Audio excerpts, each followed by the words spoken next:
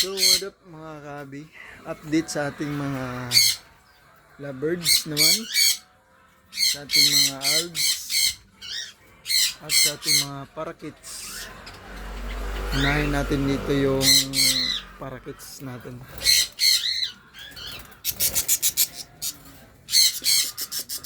Katok, katok, katok, katok. Tingnan natin. Silip. Tingnan natin ilaw.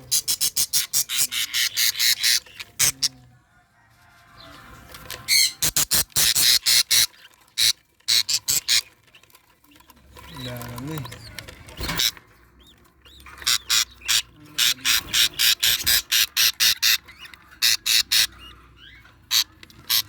One, two, three, four.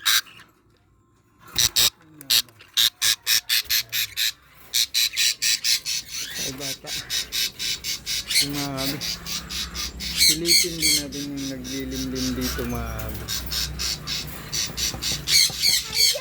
Ang bilis mo, hindi pa tapos nagkaan ako. Paano ka matatapos nilalaro ko na?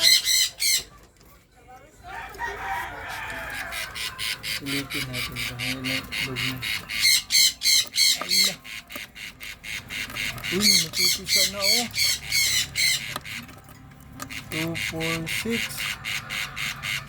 Ano yung isang yan? Isa na yan? 6, 7. Wala. Ang dami itlog. Ito yung itlog. Tama ka nga, Aglay. 7, daming itlog eh. Yes, tawang nag-upload natin. Ang daming itlog natin. Yung good news din pala dito sa ating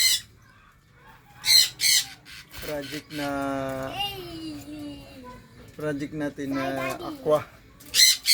And then hindi ko sisilipin baka mabulabog.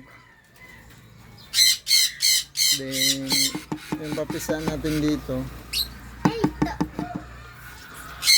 silipin natin yung papisan natin. Silip. Papakain siya mga kabin. Papakain ayun. Yan. 7, 8. Yan. 8 ay 8. Agalo. Yan. Malalaki na. Pwede na yung feed to. Pwede na yung harvest. Yung dito na rib eye, yung project lupino natin. Huwag muna natin silipin. Mabulabog. Kasi tupak, silipin natin kay tupak. Nabawasan pala to kahapon. Tupak. Yung isa ay isang itlog nila ay yan. Balot na yan mga kabi, isang itlog. Balot na yung isang itlog nila. Pwede na rin to. Pero hindi pa. Next week, harvestin na natin to. Ayun. Ayun si Tupak oh. Hello Tupak. Ito na natin. So yan. Ito yung natin dito. Ganda oh. Sabi din. Pulang pula. Bayan Ang ganda mga kabi. Yung kapartner ng ating aqua mga kabi. Tingnan natin kung ano yung ibubuga nila. Sana magbuga ng maayos. Yun yung ating kukatil dito. Ayan, kukatil natin. Hindi pa rin sila nag-mimit. So, antay-antay lang.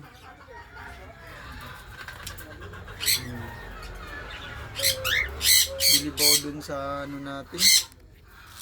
Dun sa ating parakits dun sa taas. Pito yung itlog eh. Ayan. ito. Pag malaki yung nest box talaga nila mga kabi, makapag-produce sila ng marami. At kung maganda yung kinakain nila, patuka nila. Ayan mga kabi. Yung ating mga alaga. Ayan. So yun lang mga kabi. Keep on breeding. Hanggang sa muli. Bye-bye!